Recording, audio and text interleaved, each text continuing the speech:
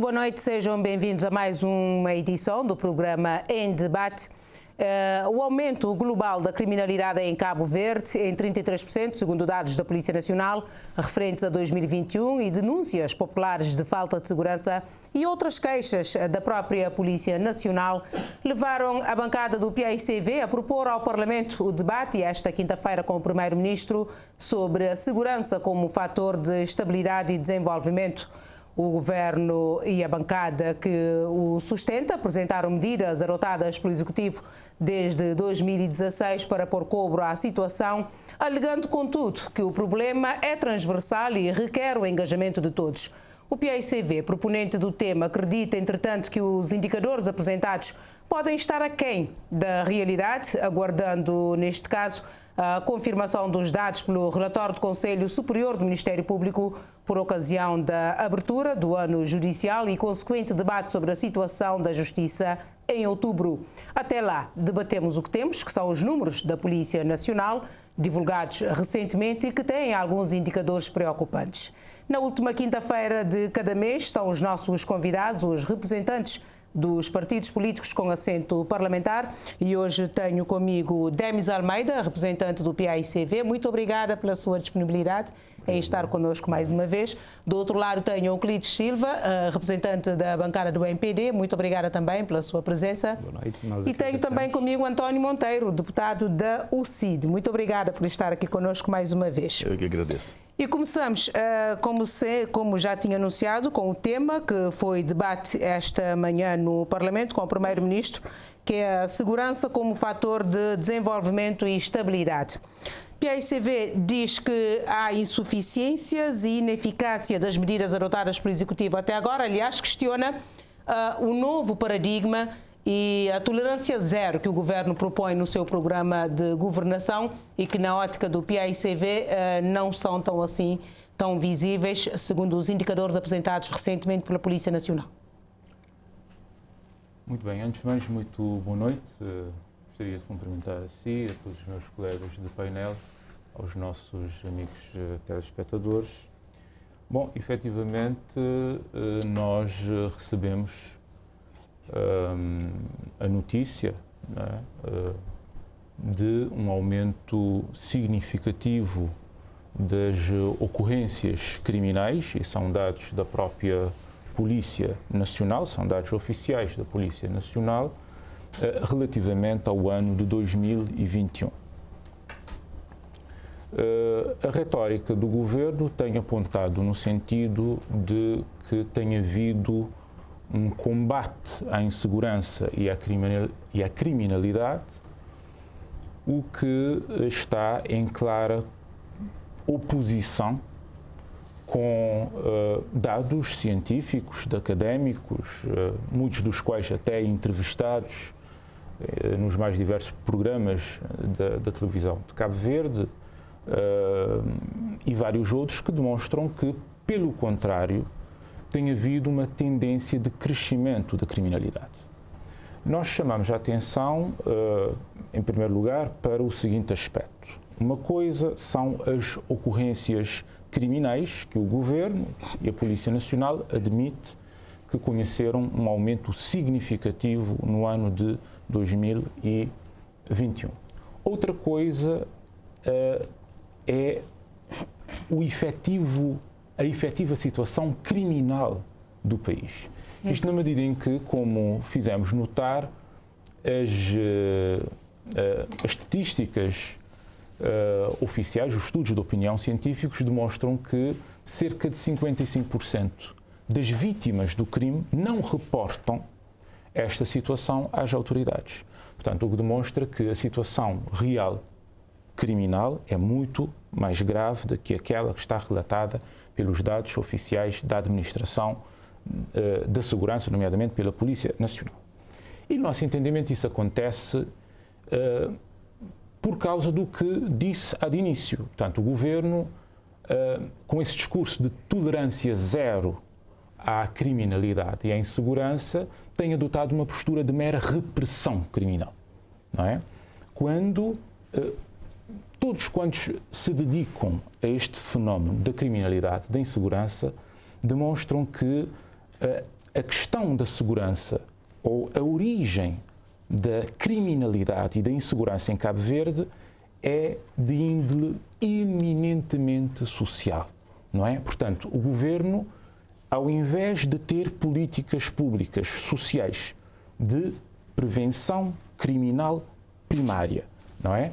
E de reinserção social, na perspectiva de evitar a reincidência criminal, o governo tem tido esse discurso de tolerância zero, que no fundo é um discurso que desemboca em práticas de mera repressão policial, não é? E isso naturalmente não contribui minimamente para o combate à insegurança e à criminalidade, por sorte a garantir que de facto tenhamos níveis socialmente aceitáveis. O ministro Paulo Rocha, na audição parlamentar que fez na Comissão Especializada por ocasião deste debate que aconteceu, deixou entender que os crimes, que as ocorrências, sobretudo na cidade da Praia nos últimos tempos, são praticados por indivíduos ex-reclusos, ou seja, reincidência criminal. Isto quer dizer que a política de reinserção do governo não tem surtido efeito? Não, naturalmente. Nós temos um nível de reincidência muito elevado, o que demonstra que as políticas de reinserção social ou são insuficientes ou são ineficazes, não é?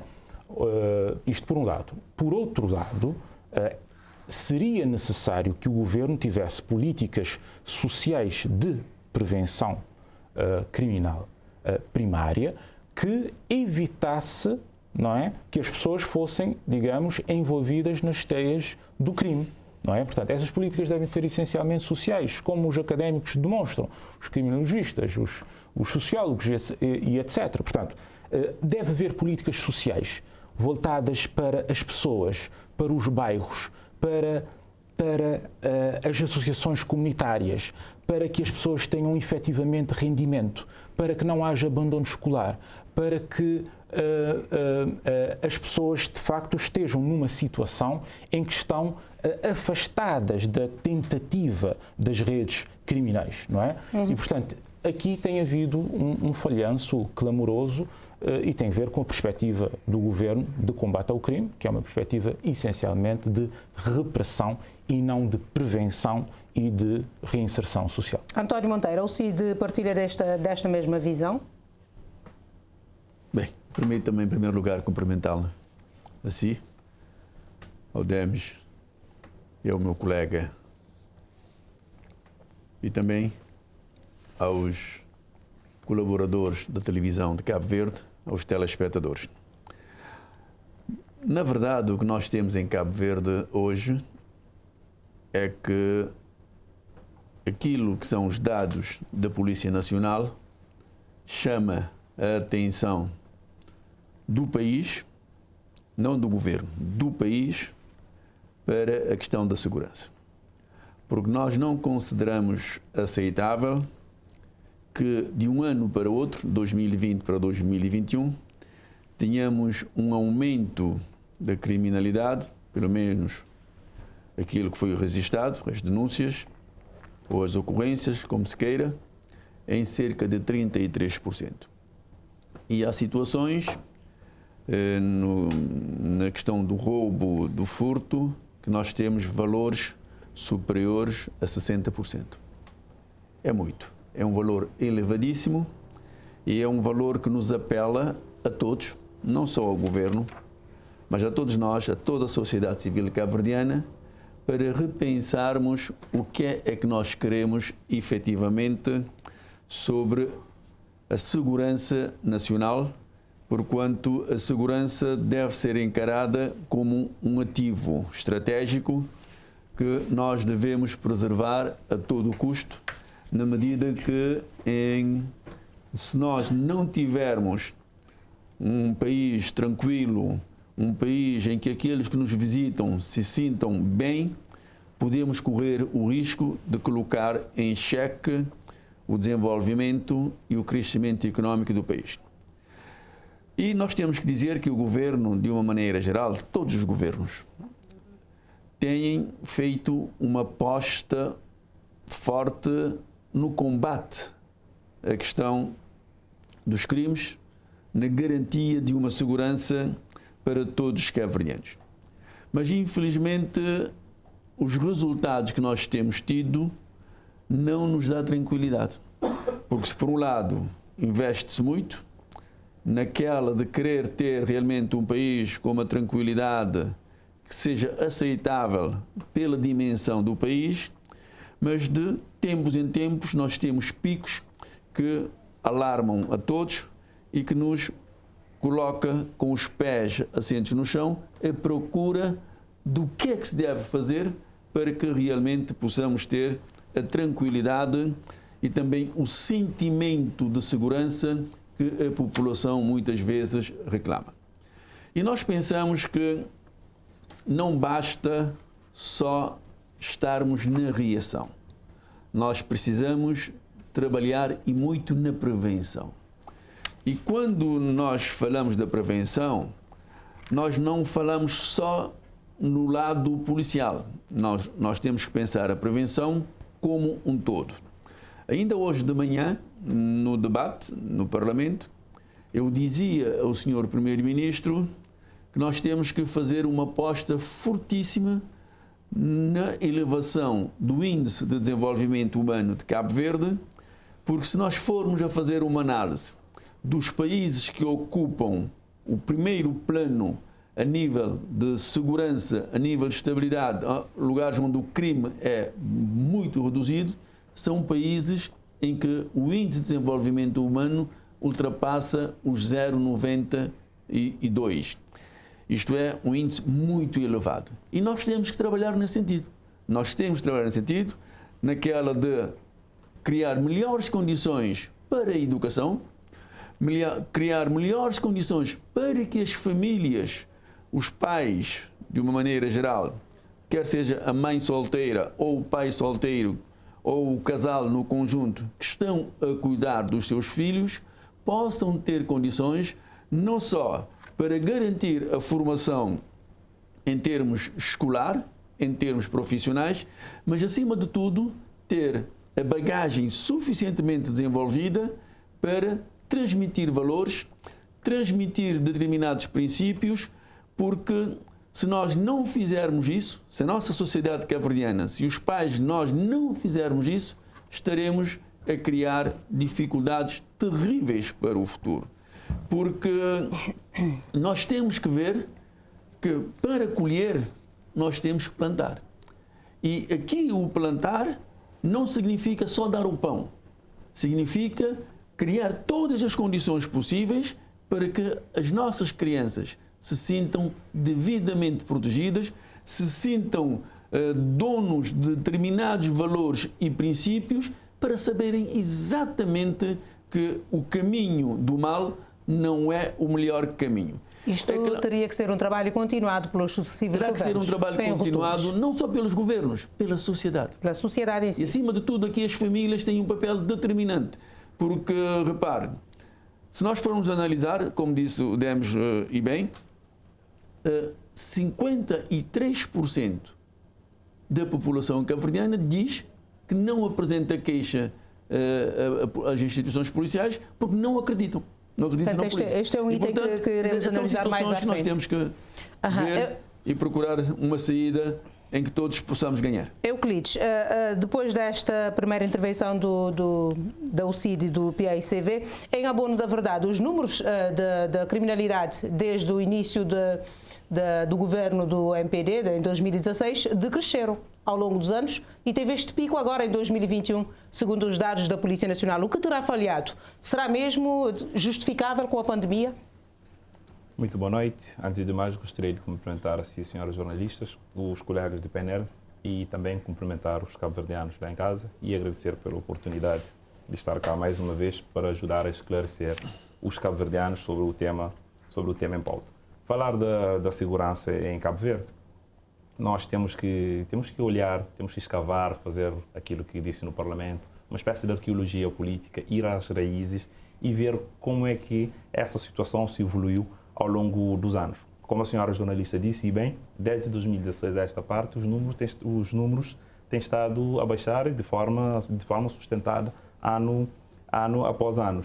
Mas antes de lá ir, falando nos dados, primeiro gostaria de dizer que a Polícia Nacional é uma instituição séria, uma instituição credível, uma instituição que há muitos anos produzem dados fiáveis que têm servido de base para as decisões que os decisores políticos têm estado a tomar. Daí que não podemos, de ânimo leve, pôr em causa e dizer que esses dados são dados do governo, são dados da polícia, como se fossem dados inventados, porque a Polícia Nacional é uma instituição séria, composta por pessoas sérias, trabalhadoras e que tem estado a dar prova anos após anos. Agora, voltando aos números de ocorrências criminais divulgados pela Polícia Nacional, se repararmos bem pelos dados, em 2000 a Polícia Nacional registrou cerca de 14 mil ocorrências criminais.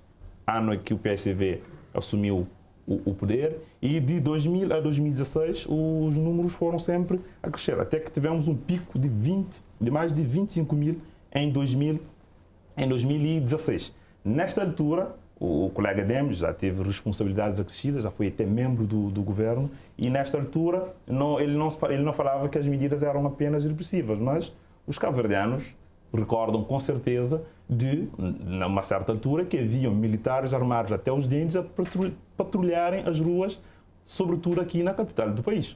O colega deputado já foi membro do governo e se calhar aprovou esta medida, não sei, no Conselho de Ministros, se calhar apreciaram esta medida. E nessa altura se calhar não se falava de medidas repressivas. Hoje em dia ninguém se vê militares armados até os dentes nas ruas para reprimir as pessoas que andam à margem da lei. Que medidas então o Executivo tem tomado e que neste caso, com estes números, deixe-me só concluir o meu raciocínio. De 2016 a esta parte, foram tomados um conjunto de medidas que traduziram na redução da criminalidade. Quando se fala de políticas sociais, a maior política social feita em Cabo Verde aposta na formação profissional de forma massiva e basta compararmos os dados para ver quanto mais jovens estiveram na formação profissional, mais jovens estão a beneficiar de medidas de políticas ativas do emprego, o número de ocorrências criminais, também a redução de ocorrências criminais também vem acompanhando. Isso são políticas sociais.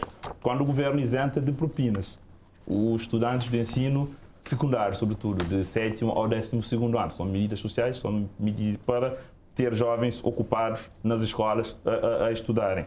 Quando o governo cria programas de incentivo à atividade física, quando o governo cria programas de bolsa, como bolsas de acesso à cultura, programas de rendimento, programas de financiamento ao empreendedorismo, etc, etc. São todas medidas também para ocuparem os jovens. Mas também há mais. Quando o governo cria o programa Cidade Segura, que introduziu videovigilância nas algumas cidades de Cabo Verde, nomeadamente aqui na cidade da Praia, Ilha do Sal, Boa Vista e em São Vicente, esses investimentos também contribuíram para a redução de ocorrências criminais. Agora vamos aos dados de 2021. De facto, houve um aumento, o aumento é assumido os dados da Polícia Nacional, são claros, mas se olharmos para os dados, os números de 2021, cerca de 18.725 ocorrências criminais, temos paralelo em 2007, mais ou menos. Podemos comparar, é um número idêntico. Mas por que esta comparação com um período tão recuado? 2007. Nós temos que olhar para frente. Sim, mas em 2018 já tínhamos um número idêntico de criminalidade, ou seja, ainda mesmo com este aumento, estamos longe do pico de 2016, o ponto de partida. Ou seja, há condições para continuarmos a trabalhar e continuar a reduzir estes números que, pese embora o aumento pontual que tivemos este ano, porque de 2016 a esta parte só estivemos o gráfico a descer, o aumento está em paralelo com 2007, como já tinha dito, porque no tempo do PSDV só houve aumento. Mas a minha pergunta é o que terá falhado nesse ano de 2021 para termos esse pico, não obstante todas as medidas adotadas pelo Executivo? Eu não considero que houve nenhum falhanço, porque o pico é de 25 mil, ou seja, estamos a menos de 13 mil ocorrências criminais do pico havido em 2016. Por exemplo, em 2020, tivemos a menor ocorrência criminal desde 2000, por exemplo. Estávamos ainda com as medidas restritivas da Covid-19, é verdade, mas houve esta diminuição, podemos dizer, o menor número de ocorrências desde 2000, e agora estamos a retomar as atividades culturais, a vida normal. Houve esse aumento, mas o governo está ciente, está a trabalhar para continuarmos a ter criminalidade em números socialmente aceitáveis. Agora, durante a audição do Ministro da Administração Interna, também na Comissão Especializada, ele deixou entender que Deixou entender algum desentendimento entre as polícias de investigação e o Ministério Público no que toca à delegação de competências para a investigação. Por exemplo, deixou entender que o Ministério Público não encaminha os processos com a devida celeridade para que as polícias possam investigar em tempo útil. Isso terá afetado também esta percepção de falta de segurança? Não, eu creio que não. Se havendo algum... Ou terá afetado a morosidade da justiça do processo? Morosidade, não sei, mas não creio que isto terá afetado, terá contribuído provavelmente para que aumentasse o número de ocorrências criminais. Acho que não. Demes. Bom, antes de mais, de facto, esperávamos que o Sr. Deputado Euclides Silva viesse cá apresentar as medidas que foram implementadas, nomeadamente no âmbito do Programa Nacional de Segurança Interna e Cidadania, que é um programa que vem desde 2017 e que deveria, em dezembro do ano passado, fazer-se uma avaliação dos resultados desse programa na redução da criminalidade e no aumento dos níveis de segurança, e ele não fez isso. Não fez isso por uma razão muito simples, porque o que está no programa simplesmente não foi feito. Portanto, o grande objetivo deste programa, anunciado com pompa e circunstância, era precisamente inverter a lógica do combate à criminalidade numa perspectiva de intervenção social. Isso não foi feito. Isso não foi feito. Portanto, não houve intervenção social nos bairros, não houve trabalho sério com os grupos organizados, nomeadamente com as associações comunitárias, não houve trabalho com os líderes comunitários, não houve políticas voltadas para a reconversão social dos bairros onde há maior risco de fonte criminal e, portanto, esse programa foi feito, mas o Governo não mudou o seu registro, continuou na repressão policial, que não tem dado resultados. Por outro lado, nós não podemos admitir em absoluto que durante a década e meia dos anos 2000 a criminalidade sempre cresceu. Isso é absolutamente falso. Existem, são os dados. Nós temos estatísticas oficiais do Instituto Nacional de Estatísticas relativamente à governança, à paz e à segurança que demonstram que isso não é verdade. Não é? Que demonstra que isso é absolutamente falso. Aliás, as últimas estatísticas oficiais do INE que nós temos são do último trimestre de 2016, que comparam 2016 com 2013 e demonstram que isso é absolutamente falso. Mas o que o Sr. Deputado está a fazer referência de 2016 a essa parte tem que ver apenas com ocorrências criminais. Não tem que ver com a situação real de segurança ou de insegurança no nosso país. Quando analisamos, por exemplo, os sucessivos relatórios do Conselho Superior da Magistratura do Ministério Público, vemos que há um índice de criminalidade maior do que aquele que é reportado nessas estatísticas oficiais. Quando analisamos os sucessivos relatórios do Provedor de Justiça, também constatamos isso. Quando analisamos os relatórios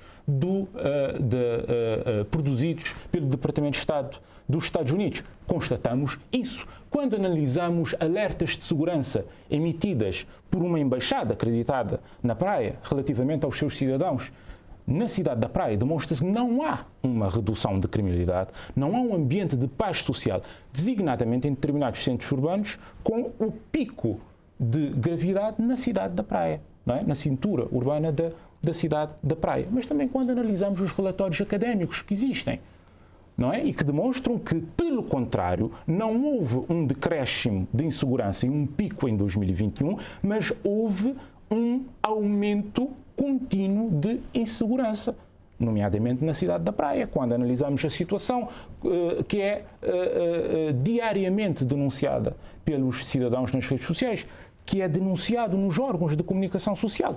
Notamos que é evidente um contraste entre as estatísticas oficiais e a realidade. Nós não estamos a colocar em causa os dados da Polícia Nacional. O que estamos a dizer é que a Polícia Nacional reporta estatísticas de registro criminal e que muita gente, como disse o Sr. Deputado António Monteiro, e bem, por não ter confiança no sistema de justiça e no sistema de segurança, e isso também foi dito a estatísticos que fizeram esse trabalho, não vão fazer a denúncia, não fazem a queixa, portanto não há registro. não é? E, portanto, a grande verdade é que as entidades independentes que têm trabalhado a questão da segurança versus insegurança, do combate à criminalidade, têm atestado que tem havido um aumento de criminalidade. E o Governo tem que assumir isso para fazer face a esta situação. E depois o Sr. Deputado não foi capaz de enumerar essas medidas de intervenção social. Portanto, o que diz aqui nada tem a ver com o que está previsto no Programa Nacional de Segurança Interna e de Cidadania e demonstra, comprova que, de facto, esse programa não foi materializado e que o balanço da sua execução é, infelizmente, muito negativo. Agora, António Monteiro, uma das propostas da UCID no Parlamento hoje para colmatar esta questão da insegurança e, pelo menos, para ajudar a Polícia Nacional e as demais autoridades no combate à insegurança e à violência nos centros urbanos é a mobilidade dos efetivos. Como é que isso ajudaria no combate a este fenómeno? Bem, foi um exemplo que nós demos, foi uma sugestão que fizemos e não é a primeira vez que nós o fazemos. Já o tínhamos feito também na altura da governação do PAICV. Mas nós fizemos na altura e agora, mas é na questão do combate à droga. Porque nós entendemos que o fenómeno da droga é um fenómeno que deve ser encarado diferente. É porque a criminalidade também e a violência são todos decorrentes de todos esses fatores. Há uma ligação, uso abusivo de álcool, droga. Há uma ligação muito estreita e que nós temos que lutar para tentar realmente travar. E o combate à droga, por exemplo, na nossa ótica, nós vivemos em cidades com população muito reduzida. São Vicente, mesmo a cidade da Praia, o Sal, a Boa Vista. Então, todos conhecem todos. Todos conhecem todos. Mas é difícil um traficante conhecer, por exemplo, um polícia que venha de São Vicente para a cidade da Praia fazer um trabalho. Não é um polícia único, mas um conjunto de polícias que vierem para fazer esse trabalho. Provavelmente o sucesso da operação será muito maior do que se for feito pelos polícias que já são conhecidas aqui na cidade da Praia. Porque a segurança, se nós não atacarmos a fundo as questões, vamos assim dizer, as questões colaterais que acabam por o implicar de forma direta na segurança, não conseguiremos nunca combater a insegurança que campeia pelas cidades da Praia, São Vicente, assim, cidade do Mindelo, e que acaba por incutir no espírito do cidadão que é preferível ele ficar em casa do que sair à rua ou para se divertir ou para praticar outros tipos de atividades que provavelmente ajudará a própria família a entrosar mais e melhor e dar à sociedade outros valores, outras valências. Então nós entendemos que o combate ao tráfico de droga e uma política muito direcionada para apoiar os usuários da droga, para ajudá-los a sair dessa situação, pensamos que é extremamente importante. Porque o que nós temos estado a fazer é que temos estado a aplicar a mesma política e estamos à espera de resultados diferentes. Isso é impossível. Nós não podemos continuar no mesmo caminho e esperar que os resultados sejam diferentes. Então, nós temos que mudar, e há estudos nessa matéria, nós temos várias pessoas que estudam esses fenómenos aqui na cidade da Praia, em São Vicente, no Sal, na Boa Vista, cabo-verdianos com conhecimento académico suficiente e que conseguem mostrar que caminho é que nós devemos seguir. Agora, caberá, sem sombra de dúvidas, aos nossos governantes apropriar-se destas ideias, apropriar-se destas sugestões e destas soluções para que realmente possamos ter um combate à criminalidade de forma determinada mais eficaz. E eficaz para que possamos transmitir aos cidadãos aquilo que normalmente neste momento nós não temos, que é o sentimento de segurança. Nós temos um sentimento de insegurança. E nós precisamos reverter esta situação para que realmente o país mantenha os parâmetros que são internacionalmente aceitos e para que possamos continuar a atrair mais turistas e para que, se a minha filha tiver que sair de casa, eu como pai não fique preocupado. Não, onde é que vai a minha filha? Falar em minha filha, um dos números do relatório que preocupa é a violência sexual contra menores, que aumentou, segundo os dados, em 23%. 114 casos só em 2021. O que é que a gente pode fazer, não só as autoridades, mas mesmo a sociedade em geral, para minimizar esse fenómeno? Nós consideramos que aqui a justiça tem que ser mais célere. E devo dizer que, às vezes, estas situações têm delonga muito grande no tempo para se resolver. E eu, pessoalmente, que conheço algumas situações de queixas na polícia judiciária, nos tribunais, e que as coisas arrastam demasiadamente. E as mães destas crianças... Prolongando o sofrimento das vítimas, os pais destas crianças, acabam, às vezes, por entrar em desespero. E aqui nós consideramos que provavelmente não é culpa do governo, mas é culpa das instituições que têm responsabilidade nesta matéria. Nós temos que ser mais céleres em resolver estas questões, porque senão passamos a ideia de que o crime compensa, que há impunidade nesta matéria e os prevaricadores, os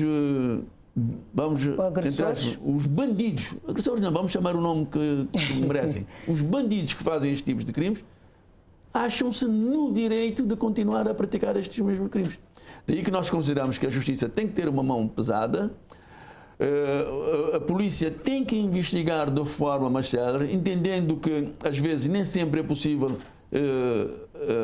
ir rápido, mas nós temos que dar um sinal claro de que o país não tolera este tipo de crime, que a nossa sociedade, que é uma sociedade de grandes costumes, de valores cristãos e uma sociedade que tem uma moral elevada, para que não possamos ter as nossas crianças. Euclides, como é que o MPD, o partido que sustenta o governo, viu esses números em relação aos crimes praticados contra menores? Sendo certo que a celeridade da justiça é uma coisa que, pronto, não depende do governo, são órgãos autónomos em termos de competências, mas como é que o MPD viu esse aumento de casos? Antes de lá ir, só para pontuar o que o colega Demes aqui disse, todos nós lemos os relatórios e debatemos na abertura do ano judicial o relatório dos dois conselhos e constatamos lá claramente que houve uma redução, sim, da criminalidade em Cabo Verde. E o deputado Demes quer insistir nisso porque a narrativa, passa a expressão, a narrativa do PSV é que eles perderam as eleições por causa da insegurança que havia na altura. Foi o então primeiro-ministro que se disponibilizou para negociar tréguas com grupos de thugs. Foi ele. E há casos graves que aconteceram naquela altura e que até hoje ficaram por esclarecer. Ou seja, hoje, pese embora este pico, estamos muito mais seguros do que na época do PSDB, que de forma desesperada socorreram a militares armados para intimidar e reprimir as pessoas. Mesmo assim, não conseguiram os resultados. Mas, se olharmos, por exemplo, só para um número, o número dos homicídios registrados em Cabo Verde de 2010 a esta parte, temos claramente uma redução que nem sequer se compara. Se o senhor deputado Demes quer, posso aqui ler os números que tenho, mas por economia de tempo passo a questão que a senhora jornalista me colocou, e é claro que nós olhamos com preocupação o aumento de crimes sexuais em Cabo Verde registrados nos números oficiais. Primeiro também dizer que hoje há mais denúncias, as pessoas já estão disponíveis para denunciarem, as pessoas estão menos dispostas para encobertarem esses tipos de crimes, que, como é do conhecimento público, são crimes que acontecem, na maioria das vezes, no seio das famílias, onde as pessoas às vezes tendem a ocultar. E hoje, cada vez as pessoas estão mais encorajadas e mais motivadas em fazer denúncias. E é óbvio que há alguma morosidade na resolução desses casos, mas o governo tem investido também no setor da justiça, e os últimos relatórios dos dois Conselhos Superior do Ministério Público e da Magistratura Judicial demonstra claramente também que as pendências têm estado a reduzir. Isso é graças aos investimentos feitos na contratação de mais juízes, de mais magistrados, de magistrados jovens que estão a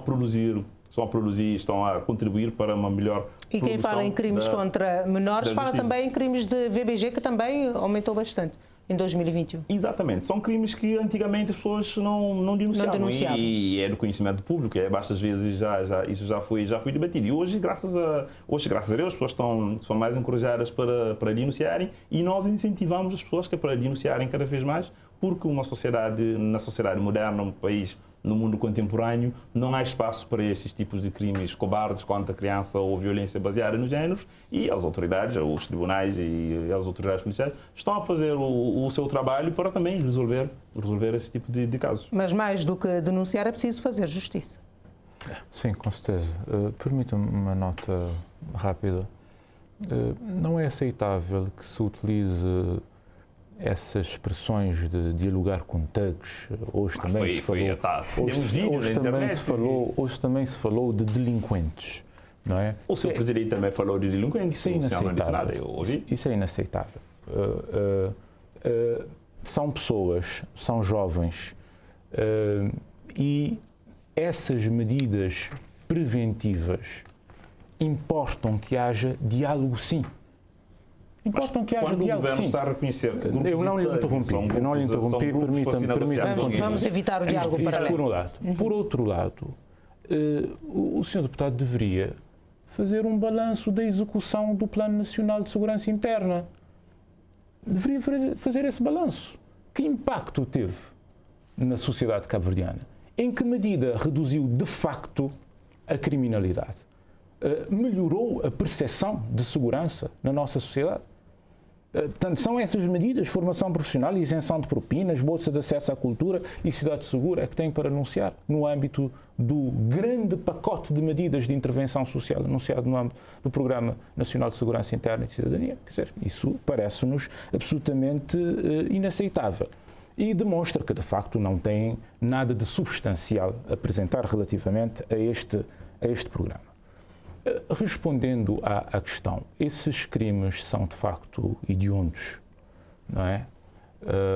Nomeadamente o de violência sexual contra as crianças. E o seu tratamento não é fácil.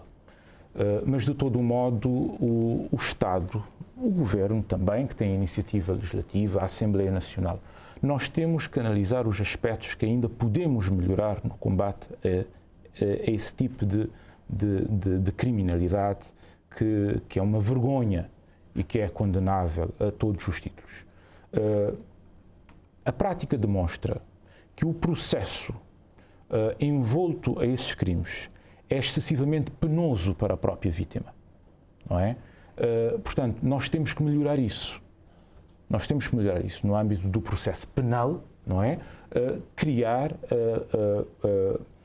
procedimentos que sejam menos traumáticos para a vítima, por um lado.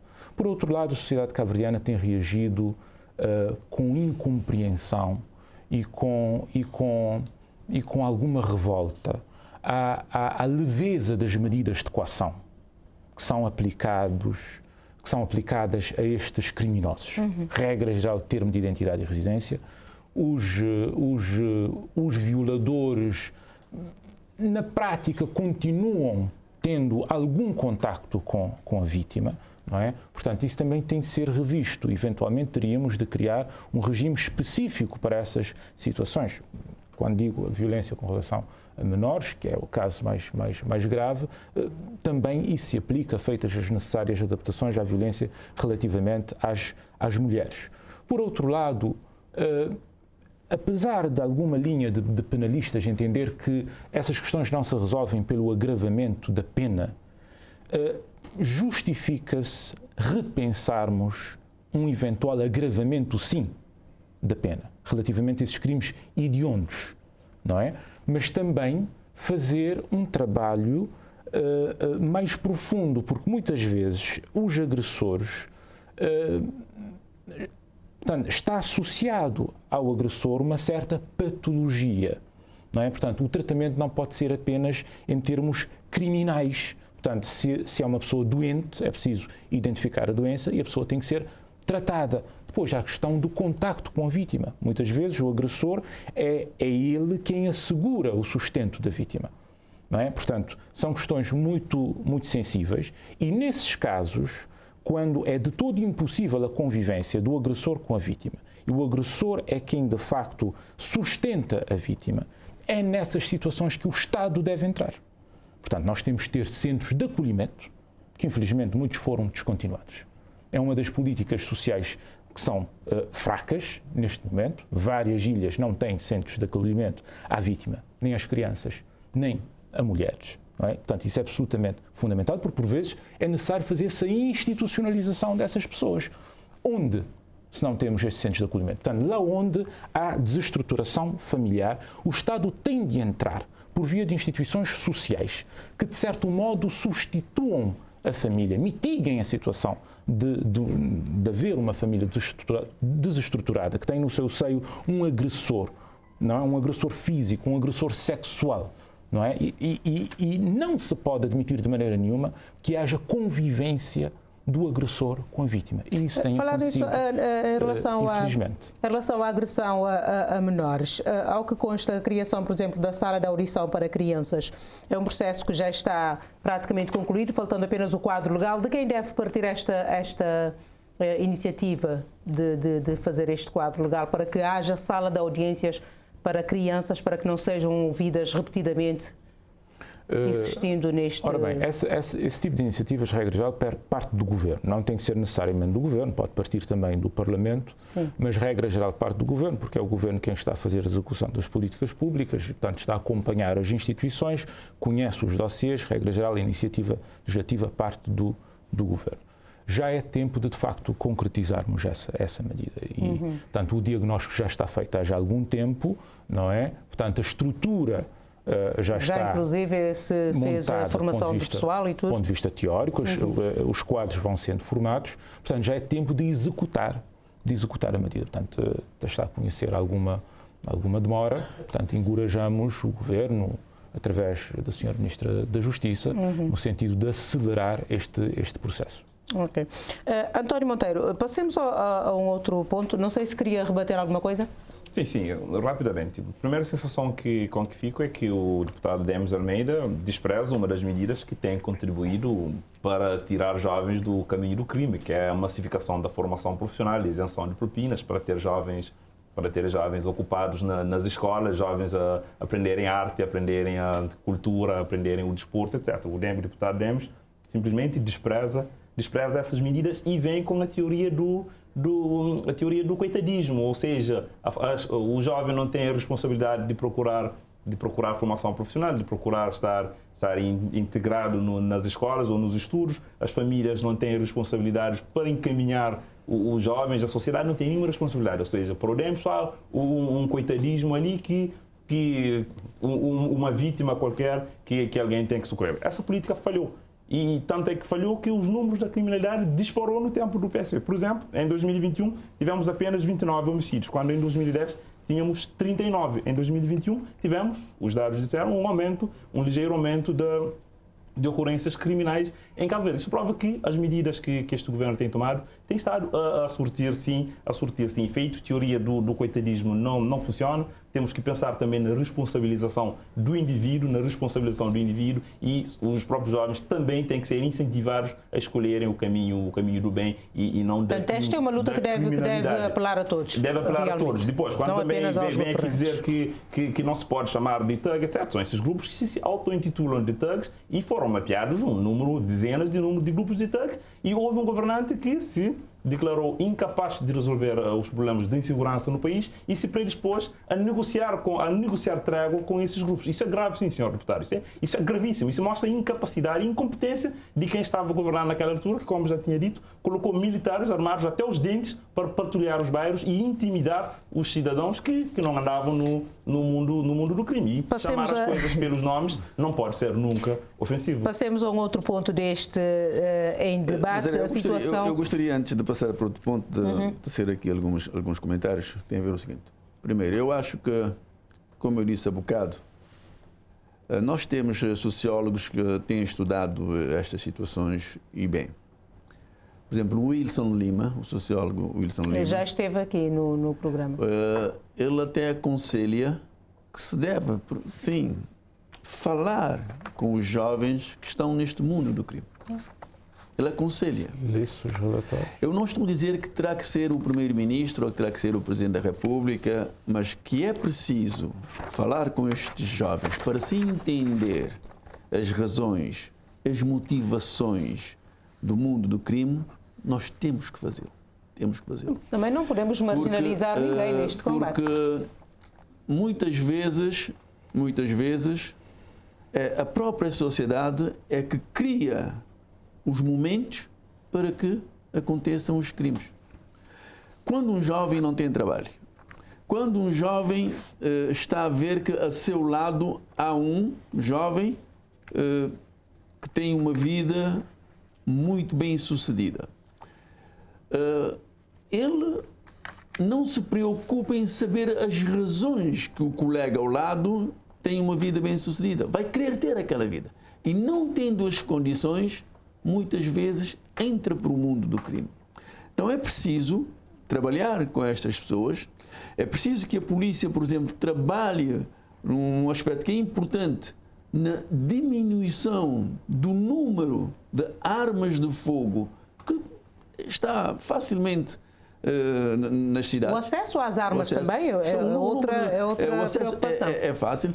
E, portanto, tudo isso tem que ser analisado friamente, porque, como eu disse há bocado, nós não podemos esperar bons resultados se continuarmos a bater na mesma tecla. Nós temos que alterar a nossa postura, a nossa forma de agir e de atuar, para que possamos ter, no fim da linha, outros resultados. O Euclides disse aqui há bocado que, pronto, a questão dos crimes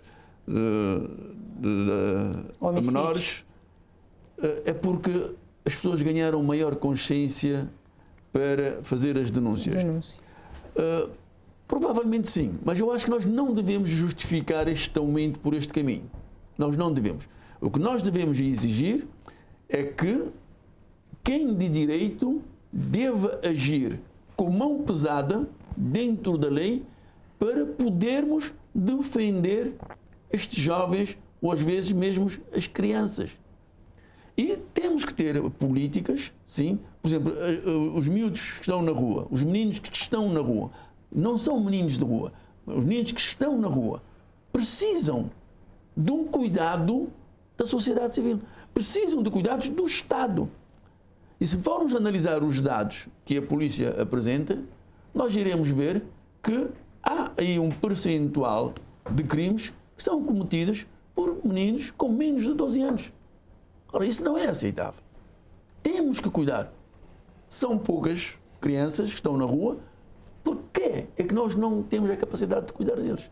Portanto, eu acho que a questão da segurança é uma questão abrangente, transversal, deve dizer respeito a todos nós, não só aos governantes, mas a todos nós. A própria sociedade civil tem que estar mais atenta nos bairros, temos que estar mais atento a situações anormais e comunicarmos a polícia da proximidade, que tarda em aparecer. Nós temos que ter o polícia aí. E não tem que ser o polícia que aparece hoje ou para daqui a 6 meses voltar a aparecer. Não. O polícia, vamos chamá-lo, o polícia residente. O polícia que transmite a confiança ao cidadão. Porque eu, se não tiver confiança num polícia, se ver um crime, dificilmente eu irei denunciar o crime. Mas se for um polícia amigo, um polícia que já é conhecido na zona, um polícia que eu me sinta protegido por ele, se ver alguma coisa, eu vou passar a informação. Portanto, há muitas coisas que nós temos que fazer e não vale a pena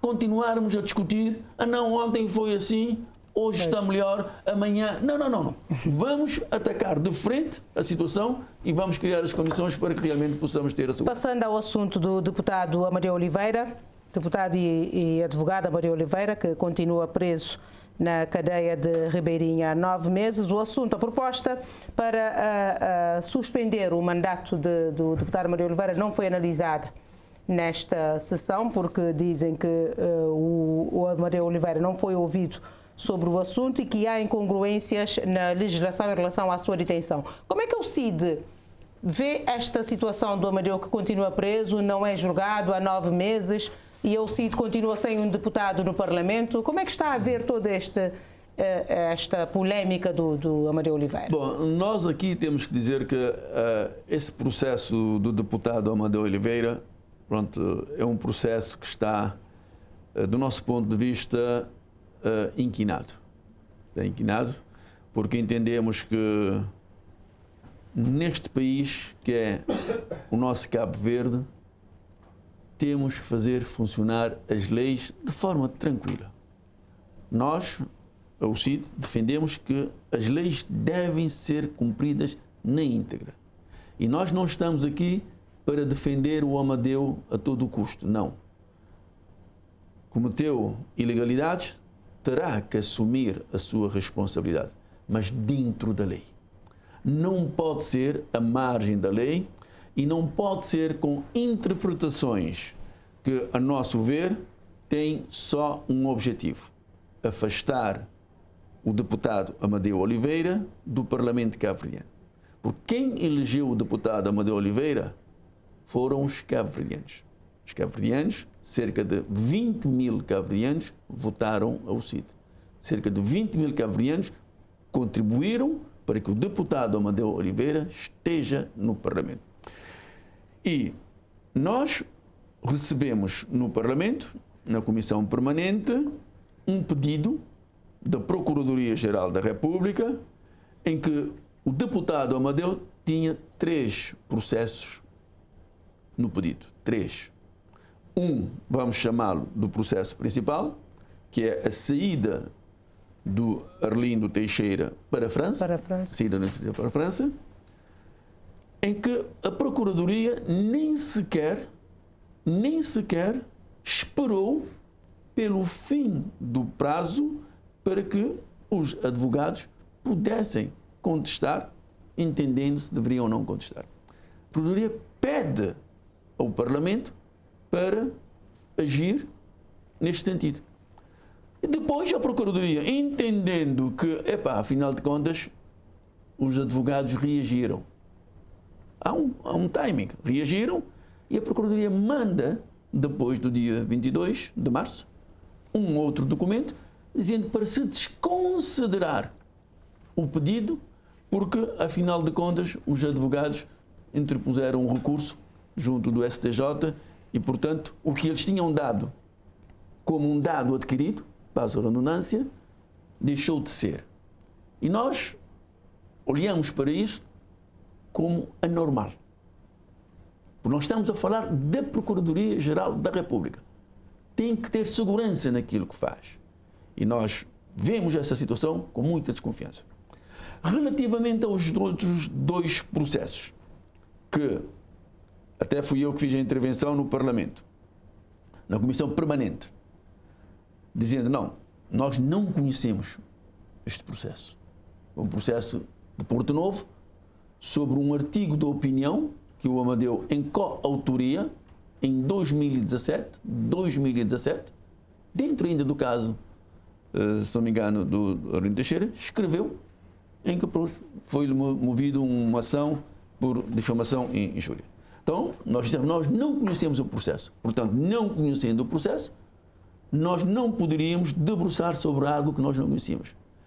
Então, decidiu-se que ia-se pedir um parecer à primeira comissão, a Comissão Permanente, através do Sr. Presidente, e andou bem, um parecer à Comissão Permanente, e depois ia-se ver. Mas, neste meio tempo, depois nós fomos analisar, eu pessoalmente, em contacto com os advogados e com o próprio Amadeu, Ele disse, não, mas eu nunca fui ouvido relativamente a este processo. A Assembleia não me mandou nenhuma nota. Acha que haverá alguma intenção deliberada de prejudicar o deputado? Por parte da Procuradoria? Eu já bati muito nesta tecla. Eu não vou dizer isso aqui, não vou responder a sua questão, porque senão iria dizer coisas que... Tu vais se arrepender depois. Não, eu não, eu não iria me arrepender. Irei dizer coisas que podem mostrar que realmente as coisas não andam bem. Denis Almeida, a detenção de Amadeu Oliveira é ilegal por ser um deputado e por não ter o seu mandato suspenso antes de ser preso? Mas há 30 segundos para, rapidamente, porque se citou o sociólogo Reddy Wilson Lima, como sabemos, tem-se dedicado muito ao estudo das causas da criminalidade. Eu excitei. No país.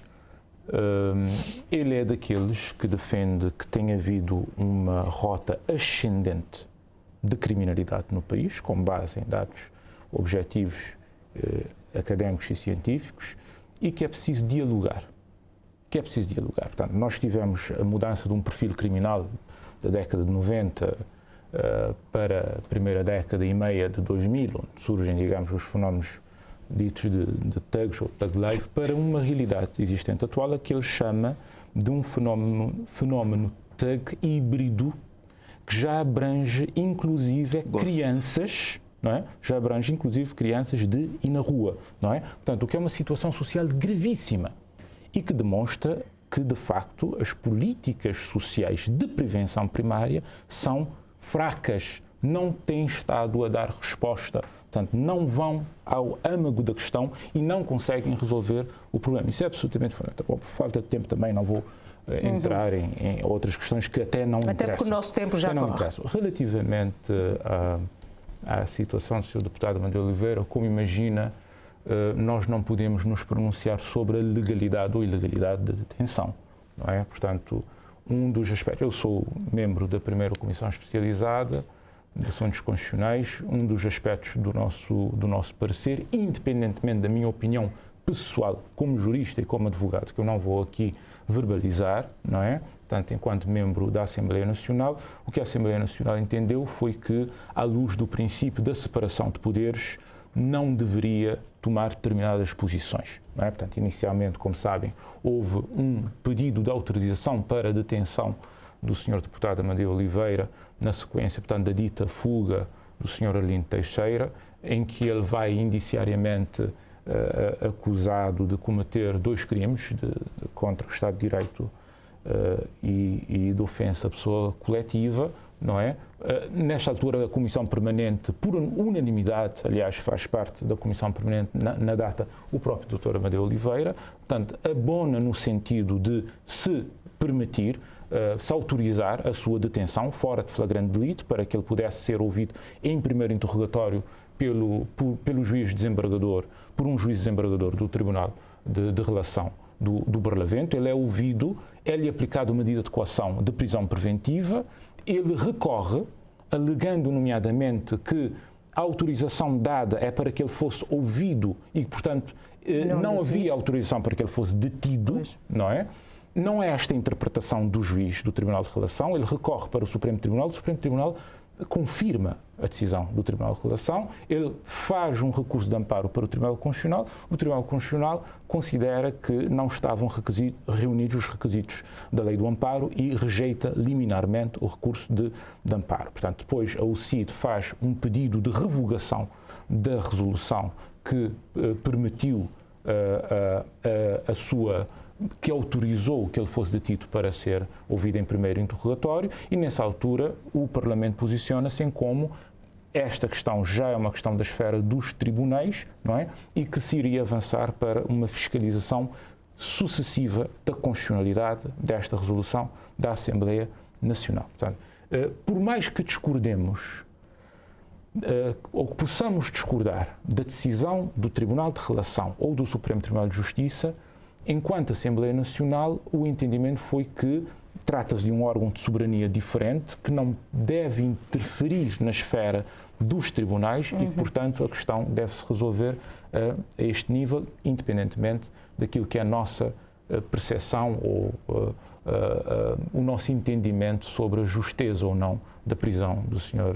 Dr. Amadeu Oliveira. Euclides, vai querer pronunciar sobre isso ou o MPD tem a mesma percepção? Sim, esse é dos assuntos que concordo literalmente com o que disse o deputado Demis Almeida, mas antes disso, e os dois falaram Quero aqui... os seus 30 segundos também. Falaram do sociólogo Rei de Lima, que também é uma pessoa que gosto de ler os seus estudos, até tenho vários artigos deles sobre a criminalidade juvenil, mas também sobre a participação política e outros. Mas também há outros autores. O jurista Casimiro de Pina também tem ensaios interessantíssimos sobre o fenómeno de criminalidade urbana e também propõe soluções interessantes que eu acho também que os colegas aqui já andam a ler. Quanto à questão do caso Amadeu, na última sessão estava agendado a votação de uma resolução que é para autorizar a suspensão de mandato para ele responder por dois crimes que ele é acusado. A acusação do caso Porto Novo, por exemplo, saiu em 31 de janeiro de 2020, ou seja, um ano antes das eleições, ou seja, ele é acusado de um conjunto de crimes que, em fóruns próprios, ele terá a oportunidade de provar a sua inocência. Nós também levamos em conta o princípio da presunção da inocência, mas também tem que ficar claro para a opinião pública cabo-verdiana que o Parlamento e a imunidade parlamentar não pode ser usado para fugir à justiça. Nós entendemos que a imunidade parlamentar é para proteger, sim, o deputado no exercício das suas funções, mas também nenhum cidadão pode usar desse subterfúgio para não ser julgado e para provar nos tribunais aquilo que são crimes que estão a ser acusados. E quanto aos trâmites na Assembleia Nacional, eu concordo na íntegra com aquilo que disse aqui o deputado Demis Almeida. A Assembleia Nacional não pode ser um órgão de recurso de mérito das decisões dos juízes. O que é da Justiça é da Justiça, o que é da Assembleia Nacional é da Assembleia Nacional, e Cabo Verde há a separação clara de poderes e nós, os parlamentares, não podemos ter a pretensão de interferir no trabalho e na decisão. Já estamos mesmo a terminar este programa. Aqui uma questão que eu não concordo com... Muito rapidamente, que ainda temos o Amadeu, em momento nenhum, quis esconder-se atrás da imunidade. Tanto é que ele mesmo na Comissão Permanente, representando o CID, disponibilizou-se e disse, não, eu tomo a decisão que tomarem, que eu assino por baixo. Isso é verdade. E foi o grande erro dele. O grande erro do Amadeu é ter permitido que a Comissão Permanente, ele votar favoravelmente, que fosse levantada a imunidade, porque eu votaria contra. Porque aqui ninguém é santo. Ninguém é santo. O que não se quer é que o Amadeu esteja no Parlamento. É esta a verdade. Não se quer que o Amadeu esteja no Parlamento. Porque eu tenho dados de todo este processo que eu vou mostrar um dia. Porque não é aceitável aquilo que se está a fazer com o deputado Amadeu Oliveira. Não é. Fez algo que não deveria? Fez. Porque saiu alguém de forma normal, porque tinha passaporte, não tinha nenhuma interdição de saída. O Amadeu, como eu costumo dizer, encheu o balão. Encheu o balão. É a forma do Amadeu. O Amadeu é uma pessoa vigorosa. É um indivíduo com uma mentalidade acima da média. E às vezes extrapola. Mas não se deve ir atrás daquilo que é a extrapolação do Amadeu. Deve-se ir com base na lei. E aqui eu acho que há momentos que eu irei mostrar, mesmo que isso me custe a vida, irei mostrar que as coisas não estão sendo bem feitas. Teremos oportunidade então de falar isso mais à frente. Agora, lancemos um último olhar à cidade da Praia, que completa amanhã 164 anos da sua elevação à categoria de cidade. A capital do país ainda enfrenta vários desafios, crescimento acelerado da população, habitação, segurança, sobretudo, que as principais ocorrências criminais ocorrem aqui na capital do país, também é compreensível, e há o tão propalado Estatuto Especial que nunca sai da intenção. Que olhar lançaria a Praia, capital de Cabo Verde, nesses 164 anos da sua elevação? Primeiro é dar parabéns à cidade da Praia por esta bonita Tem que ser mesmo muito sintético, que já extrapolamos o nosso tempo. A cidade da Praia tem muitos desafios. O estatuto foi levado ao Parlamento em 2020, se não me falha a memória, foi chumbado pelo PSV, porque o PSV na altura não estava interessado na aprovação do estatuto, mas se olharmos para a história da cidade da Praia, mesmo que não oficial, já no início havia um imposto que era criado, o imposto que 3% das receitas cobradas nas alfândegas de Santiago eram destinadas justamente para a cidade da Praia, para se investir no calcetamento e no desenvolvimento da cidade. Isso já no tempo colonial, há 154 anos.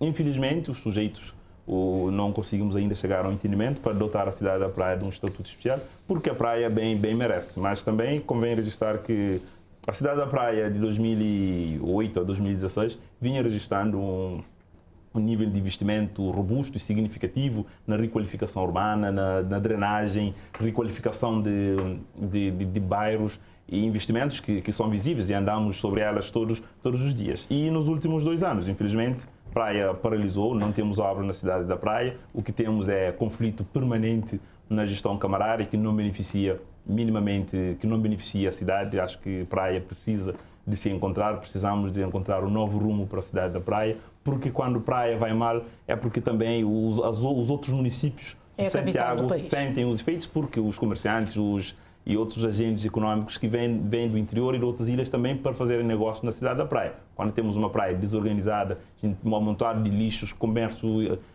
vendedeiras informais a tomarem conta dos passeios, lixos nos contentores, dias a fios, ou quando simplesmente não há obras de requalificação urbana, as obras paradas há mais de 2 anos, passam uma má imagem à cidade da Praia. Eu creio que a cidade da Praia não merecia esse presente por 164 anos. Sim, 164 anos. Praia merecia algo melhor, a dinâmica que vinha desde 2008 deveria ser continuada, mas infelizmente somos presenteados com conflitos, com confusões e até com inverdades. Isso não beneficia em nada a cidade da Praia. Que olhar lançaria a Praia nos 164 anos, tendo em conta os desafios que ainda tem pela frente? Eu acho que a capital tem muitos desafios. Há bocado, antes de iniciarmos o programa, eu estava aqui a dizer aos colegas que a primeira vez que eu vinha para a Praia foi em fim de maio de 1980. E aquela praia e a praia de hoje são 2 cidades completamente diferentes. A praia cresceu muito. A praia hoje tem uma visão completamente diferente daquela que tinha na altura e é preciso cuidar-se melhor da cidade capital. Pensamos que a Câmara Municipal tem que trabalhar no sentido de dar aos praenses e aos visitantes da cidade da Praia uma praia com um nível superior em todos os sentidos daquela que tem neste momento. E pensamos que aqui, a questão do estatuto especial, que muito se tem falado, nós, ao CID, por exemplo, quando o processo foi para o Parlamento, na altura também tínhamos a regionalização, nós até dissemos, não, vamos dar à cidade da Praia o seu estatuto especial, mas vamos avançar também com a regionalização. Não houve entendimento entre os 2 partidos que têm maior número de deputados e, infelizmente, acabou-se por não se dar nem o Estatuto Especial da Praia, nem entrarmos para a regionalização, que daria a possibilidade às outras ilhas, aos outros concelhos, também de poderem crescer. Agora, que a Praia tem um ritmo de crescimento bom e que este ritmo deve ser acompanhado de criação de condições em termos de infraestruturas, em termos de parques de lazer, em termos de cuidado do meio ambiente, em termos da orla marítima, que deve ser melhor cuidado, tem que ser, porque ao fim e ao cabo é a capital e, portanto, todo o cuidado será bem-vindo para que possamos ter uma capital na nossa região melhor posicionada. Demis Almeida. Muito rapidamente. Ora bem, nós muito rapidamente gostaríamos de felicitar a cidade da Praia pelos seus 164 anos. É a nossa cidade capital do país, cidade de todos nós, que tem desafios naturalmente enormes. O Estatuto Especial da Cidade da Praia não foi aprovado porque era uma má proposta de estatutos, que não foi minimamente socializada. O Estatuto carecia de uma maioria de 2/3, portanto tinha que haver negociações com o grupo parlamentar do PSV. Isso não aconteceu, demonstra que não havia nenhuma vontade de fazer aprovar os estatutos. Um mau estatuto que só colocava a questão do ponto de vista financeiro e mesmo assim em valores que não fariam diferença significativa. A cidade da Praia precisa de facto ser vista numa outra perspectiva. É a cidade capital do país, com uma grande densidade populacional, com problemas sociais muito sérios, não é? Habitacionais, de requalificação, com o desafio da transição da sua economia de base, digamos, para a formalização, de ter um parque industrial em condições, o desafio das pescas. Portanto, a cidade da Praia, os seus desafios não podem ser vistos na perspectiva de apenas disponibilizar mais algum recurso para a cidade, não é? Portanto, nós tínhamos que inserir o Estatuto Especial da cidade da Praia no contexto da reforma do Estado, não é? De dotar a cidade de outros poderes, não é? A cidade tem que ter mais poderes para resolver os seus problemas, de fazer a descentralização na cidade da Praia, nomeadamente a nível inframunicipal. Não é? Portanto, imagine-se, por exemplo, tivéssemos autarquias inframunicipais na cidade, a tomar conta da Chada de Santo António, ou do Palmarejo, ou do Platô e etc. Portanto, concretizando, aliás, aquilo que está na Constituição. Portanto, nós entendemos que, de facto, é preciso haver uma visão transversal para a cidade e não uma visão ligeira de uma proposta feita em cima dos joelhos que não iria resolver problema absolutamente nenhum na cidade, não é? E, portanto, aquele estatuto não servia à cidade da Praia e entendemos que, de facto, nós já demonstramos a nossa total abertura para negociarmos os termos da reforma do Estado, não é? O que também poderá incluir o Estatuto Especial da cidade da Praia, mas isso tem que ser negociado. Eu tenho que fazer muito rapidamente, se me permite, o seguinte: é inaceitável que uma Câmara eleita há tão pouco tempo seja atacada desta forma. Portanto, o Sr. Deputado tem que aceitar a decisão do povo. Está ressabiado, já percebemos. Mas é preciso deixarmos os autarcas trabalhar, é preciso fazer o seu trabalho e tem que haver respeito pela decisão popular. O DEM já diz que está não tem mais tempo, não posso ficar menos de um ano. Muito obrigada a todos pela vossa disponibilidade para mais um programa em debate. Agradeço a vossa disponibilidade e conto convosco no final do próximo mês de maio. Da nossa parte é tudo. Foi assim mais um programa em debate da televisão de Cabo Verde. Na próxima quinta-feira estaremos de volta com um novo tema e novos convidados. Até lá.